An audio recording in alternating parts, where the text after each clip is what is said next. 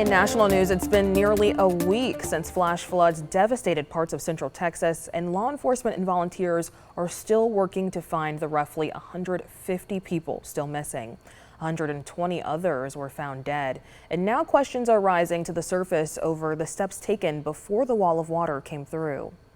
I believe those questions need to be answered to the family of the missed loved ones, to the public. Please understand that. We're not running, we're not going to hide from everything. That's going to be checked into. Now, one of the many questions that people are asking is why there was a delay in issuing a code red alert, which is a mass notification system used by some communities to send emergency alerts to people's phones. We definitely have that in some of our counties here. Kerr County officials took nearly 6 hours to send the alert after it was requested by a firefighter. Now, that's according to audio from a dispatcher obtained by CNN affiliate. Now, while this community is faced with a task of rebuilding, stories of everyday heroes are emerging.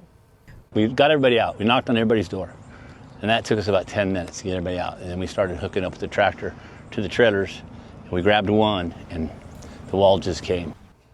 President Trump does plan to visit that area of Texas tomorrow to survey the damage. He also plans to speak to local and state leaders. Now, in addition to Texas, we've also seen terrible flash floods in New Mexico this week.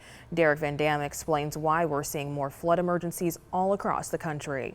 From the Texas Hill Country, where a summer's worth of rain fell from the sky in a matter of hours, to Chapel Hill, North Carolina, where up to 10 inches of rain fell, equating to roughly a 1 in 1,000 year rainfall event. And then there's Ruidoso, New Mexico, where record river levels prompted flash flood emergencies across the region. So why are we seeing this increase in flash flood events across the country?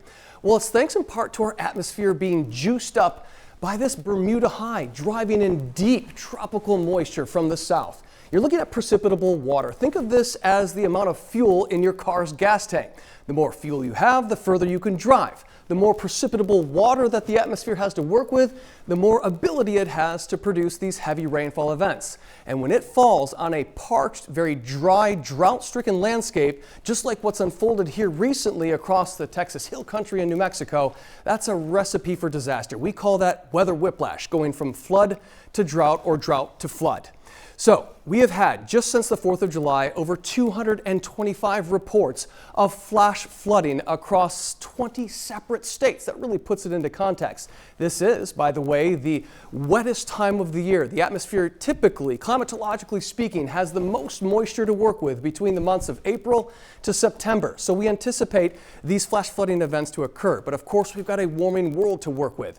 And we have seen a marked increase in not only the intensity, but also the frequency of these heavy rain events, something we can expect to continue into the future.